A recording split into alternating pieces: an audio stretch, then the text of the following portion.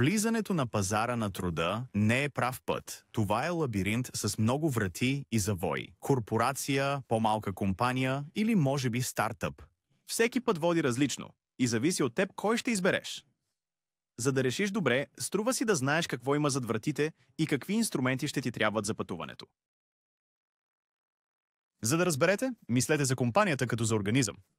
Тя има различни части, които работят заедно. Едни управляват парите, други продажбите, а трети посоката на растеж.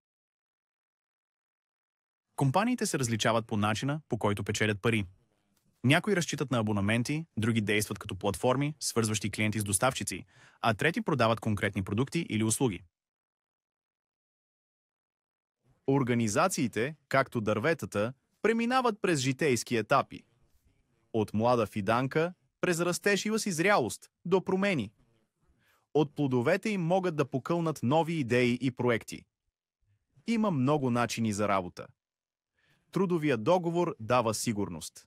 Да управляваш собствен бизнес означава независимост, докато договорите за конкретни задачи или проекти осигуряват гъвкавост. Това е като да избираш инструмент. Важното е да пасва на твоята ситуация и твоя стил на работа. Финансовият буфер е вашата предпазна мрежа. Няколко месеца спестявания означават, че когато се спънеш, падаш меко и имаш време да продължиш напред. На пазара на труда е лесно да се изгубиш. Ето защо вашите ценности действат като компас, показвайки кое е най-важно за вас и в каква посока да поемете. Отделете си малко време и запишете трите ценности, които са най-важни за вас. Може да е растеж, свобода, стабилност или нещо съвсем различно. Това е вашият личен GPS.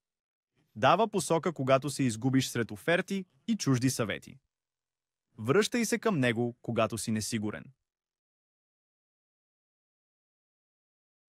Асертивността е изкуството да изразяваш своите граници и нужди. Не става въпрос за викане или отстъпване, а за спокойно, ясно общуване. Помага ти да кажеш не, когато си претоварен, и да поискаш подкрепа, когато имаш нужда.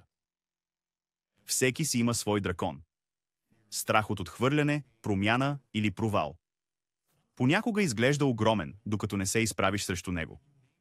Когато назовеш страха и си представиш положителен изход, успешно интервю или първия ден на нова работа, драконът започва да се смалява и ти събираш смелост да продължиш напред.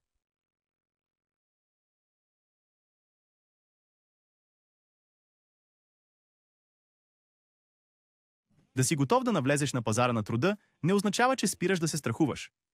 Означава, че знаеш какво е важно за теб и разполагаш с инструментите си, компаса си от ценности, финансовата си възглавница, осъзнаването на силните си страни. С такова оборудване можеш да отвориш всяка врата и уверено да пристъпиш към следващия етап от пътуването си. Успех! Искате ли да научите повече? Посетете уебсайта на проекта и разгледайте допълнителните материали.